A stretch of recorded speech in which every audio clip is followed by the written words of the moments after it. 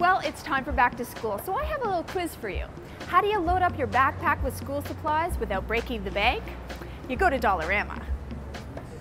Samantha, as a parenting blogger and a mother of 4 kids, you probably have a lot of advice for us for back to school. I do. Okay. So what you want to remember is that you don't have to buy everything all at once. What you can do is make sure that you just get the staples that your child will need. So that'll include something like a binder, some paper, perhaps some pens, markers, and erasers. And that Cute little erasers too. Cute little erasers. And just let them have those basics for the beginning of school. And once they're actually in school, it'll be a lot easier for them to figure out what they really need. Okay, so get the basics, and then what else? So the second thing is keeping organized at school, Rebecca. It's really important. So we might want to have a pencil case that the kids can carry their pencils and pens in. Now this is a really cool little pencil case here, and it's see-through, so they know exactly what's in there.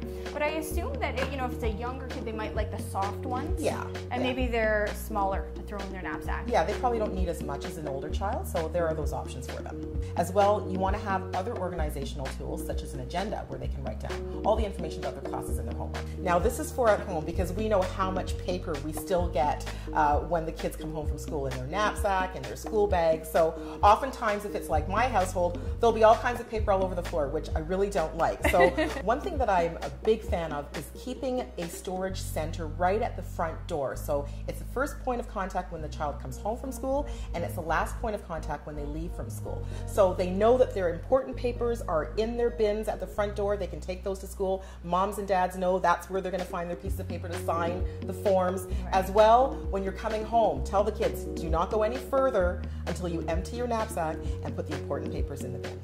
Samantha, can you just recap what the main tips are we should keep in mind? So the main points to remember are just buy the staples when you're going back to school. So the pens, the paper, and the notebooks.